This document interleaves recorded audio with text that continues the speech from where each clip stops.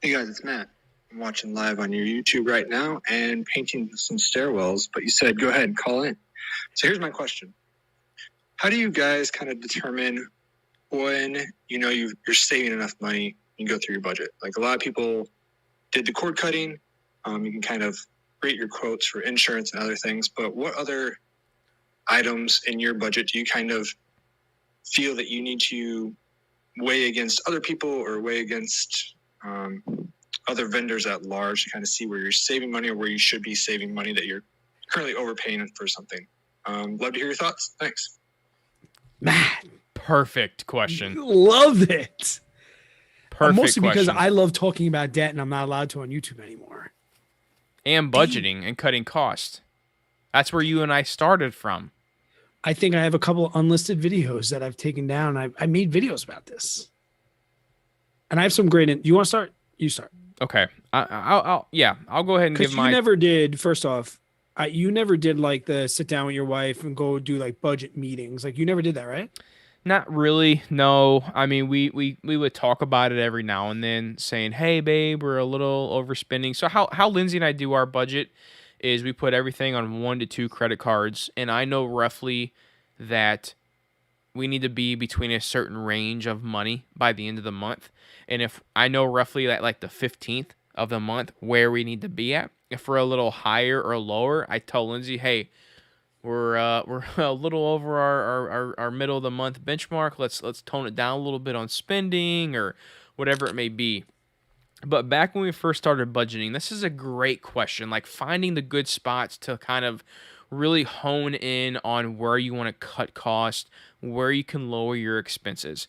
My first thing for Lindsay and I is where we spent most of our money was from eating out. That was where we spent all of our money, dude. So we would go out to eat Fridays, Saturdays.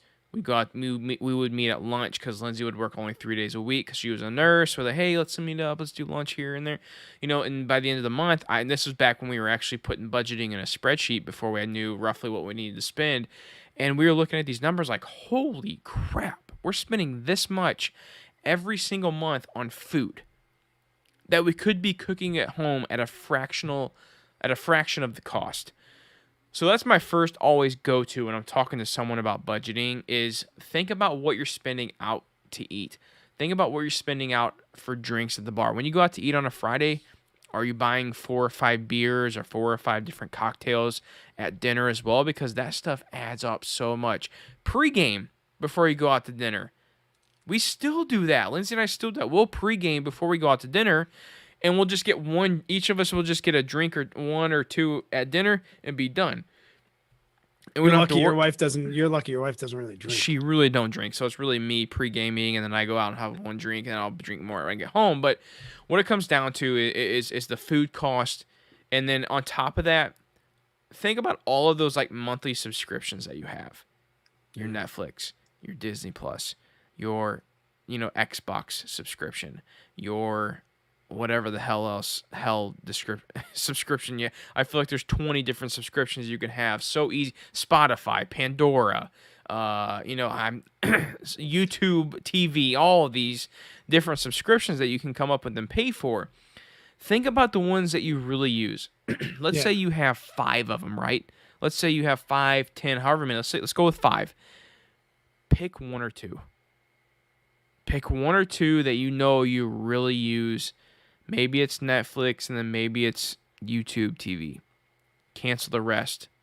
If you're really focused on your budget and trying to lowering expenses, focus on the eating out, focus on lowering those monthly subscriptions. I know it doesn't sound like a lot, but over time it will add up.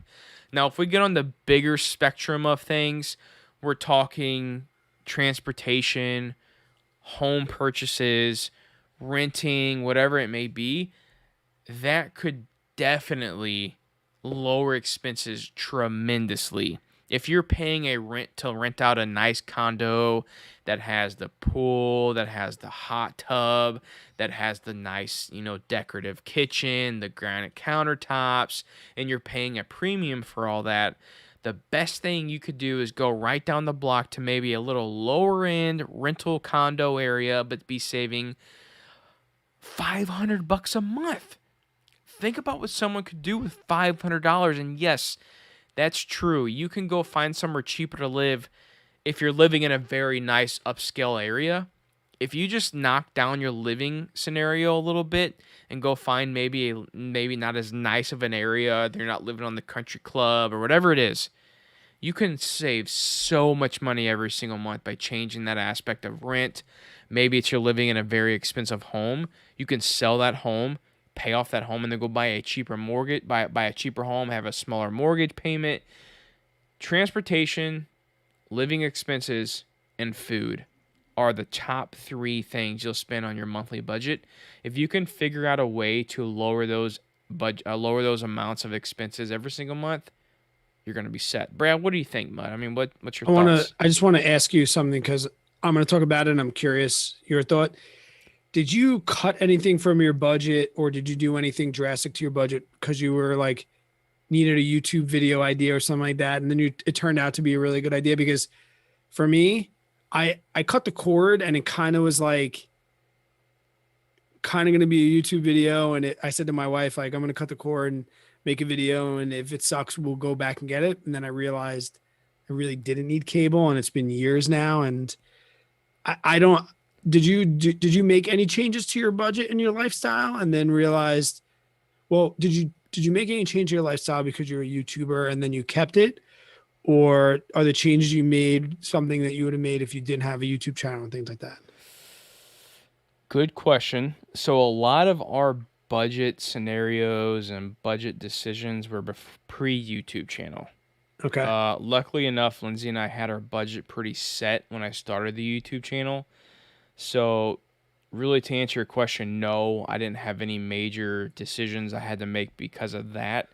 But when it came down to the decision we were making when we were actually like on our debt payoff journey, right, we said a lot of no's to going out to eat and things of that nature. Because, dude, like Lindsay and I spend a lot of money on going out to eat. Like that is one thing we both love to do. But you're talking about value, but when we were on that journey though to pay off that debt, like that was our goal. Yeah. There was a lot of times where I had to say, babe, let's just cook some chicken and rice and some broccoli instead of putting the beers and burgers on hold. It's a little healthier on the stomach, and it's also a little healthier on the pocketbook. That was probably like our biggest, hardest decision that we had to come up with and make. Right. To really save on those extra dollars that were going out every single month. Because, dude, like we literally spent so much money on food every single month. It was ridiculous. And when we really figured that out and really honed in our budget, that was our first go-to. Was like, okay, we want to go out tonight. It's a Tuesday night. No, we're going to stay in. And instead of JJ wanting his Indian chicken curry and naan bread, JJ's going to make his homemade chicken curry and naan bread for a fraction of the cost. You made it for me. It was dope. Thank you. I want to talk from my personal experience because mine was different. My wife and I, when we were going through debt, we had monthly fixed meetings where we went through our expenses with a fine-tooth comb. We don't do that anymore. And what I'm about to say is probably going to tell you the reasons why. There's one thing, though, that I do want to like cross-reference to JJ, like stuff adds up. It definitely does. It adds up. And budgeting, guys, is not deprivation. Budgeting does not tell you what you can't spend money on. Budgeting tells you what you can. And it took me so long. And I thought it had to be, we go out to eat 10 times a month. We can't go out at all. No. What I learned later on was instead of 10, make it 2. Because you have to be happy. And some people can go scorched earth, gazelle intense, and go from 10 to 0, but they're going to be miserable. I see some YouTubers that I started with that are still on like their debt-free scorched, and they're miserable. Yeah. It took me a little bit longer, but it took, 3 years. After about 2 years, and it was mostly my wife being like, Brad, like, I understand what you want to do here, and this is great, but we need to live. And that flipped my whole philosophy on budgeting. I'll talk about some things we cut. We cut the cord. I'm glad we did. But I do have a YouTube TV subscription, and when shows come up that I watch, I'll get Stars for 2 months. I'll get HBO Max for 2 months and then cancel them. So I'll pick that up. I have Spotify because I listen to things. So like those weren't things, even if I was paying off debt, like I listened to a lot of Spotify. I watch TV with my wife. That's time for us. And we also too, we spent a lot of money on food. And back to like relating to other people, it was so hard to read debt blogs of people that like, I'm eating for $1.20 per person per meal. And I would try and like relay that to my wife in New York. And she'd be like, what are they eating? And is that healthy? Because we like to cook with fresh ingredients. At the time I was plant-based. Yeah, like we like to cook. That's something that we do. So yeah, for a family of 4, we have $800-900 worth of grocery bills. That's not $1.25 per person. And I realized it doesn't matter like where I make up for money, they don't. And then number one, guys, don't ever freaking compare yourself. Whether it's a budget item to how fast you pay off debt, to how much debt you have, to how much you're investing, to whatever. Like, don't worry about any of that. I tell you all that to tell you this. If I can go back to Brad $189,000 worth of debt, I've made videos about this and I've got scorched. So I think most of my following now is investing based, so I probably won't. And somebody wrote in like tomorrow's headline, Brad Finn says cancel Dave Ramsey.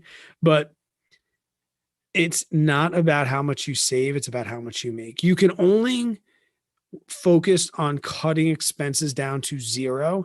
And if you cut your expenses down to 0, your life is going to suck. If I early on would have spent the time that I went through my budget and tried to cut $10 here, $5 here, if I would have taken that time and applied it to how I can make $5, $10 here or there, I'd be much better off. And I'm doing pretty good. And this came full circle when I got to read Ramit Sethi's book. And he's like, people want to talk about this Starbucks. Don't go to Starbucks every day. And he's like, don't tell me about $5 decisions. Tell me about $5,000 decisions. Because yeah, well, $5 add up over and over again. But like and I think what he meant was we spend so much time like, can I cut my food? Can I cut how many times I cut? That sucks. F that. Like, yeah, if you're in debt, you shouldn't go out to eat 10 times a month. But if you got to go out once or twice, if you're dating and you're not married, when you're married, you can say to your wife, shut up and eat the chicken. But when you're dating, yeah, no, it's so true. When you're dating and you're trying to like find a life partner that like is still trying to figure you out, you know, you can say, hey, I want to cut back a little bit. But if you can take that time and say, this is my budget is where it is. And I got this advice from people that I spoke to that were already doing this. So like, I'm kind of paying this information forward where it was like, Brad, who cares how much you spend on food every month? Cause I always went over food too. Mine was the grocery store. Cause me and my wife, we love to cook together. And I'd be like, well, I want to buy plant-based. I want to buy whole grain and I want to buy this and it's so expensive. They're like, who the hell cares? So go out and make some more money. If your money clears it, right? What matters is the bottom line, right? And we talk about this on the reverse side. You make $1 billion, you spend $1 billion, you're broke. Well, if I want to spend $200 more on food every month than the normal person, and I want to be like the normal person, I have to go make $200 more. And for me, a natural born hustler, I could go make $200 much easier than I could cut my budget down to a spot where I felt like I was being deprived. Like you have to find that balance. And this is, especially if you're a spouse, this is where money issues and arguments with budgeting come in. You need to say to yourself, I can only cut my budget. I live in New York. I have $1,000 property tax. I have $1,000 insurance. My more like a month. month. I can only That's I less. can only Yeah. I can only cut this shit so low. But I do have 2 hours when my kids go to sleep that I could start a blog, that I could ship stuff on Etsy, that I could put stuff on Facebook Marketplace. I stopped worrying about budgeting once I cut it down. Now budgeting takes months. This didn't happen in my first month of budgeting. It took some months to find stuff that I could clean up.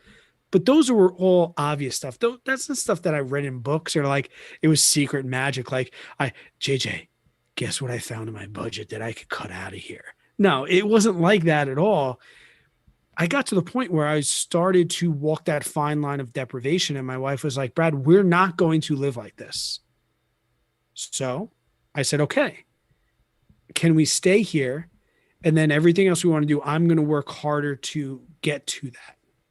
I'm going to start working harder and harder. So Matt, that's my main thing. Like, find that stuff. And I feel like you're there where you found the stuff in your budget.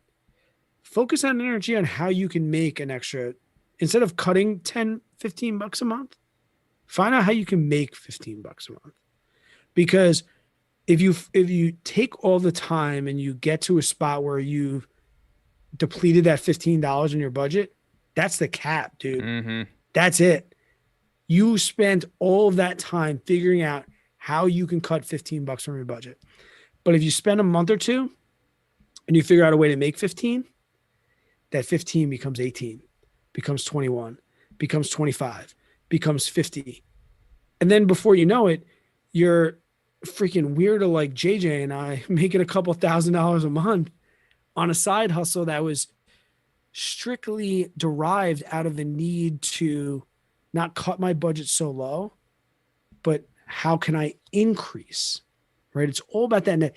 And so when I said I got scorched, it was early on with the Dave Ramsey. He loves these like no spend day challenges, no spend days. If you don't do those, if you spend $0 today and you made 100, you net $100. If I make $1,000 and I spend 500, am I the villain for spending $500 today? Who made more money? I did. Boom. I hated no spend days. F that. Tell me about your net days.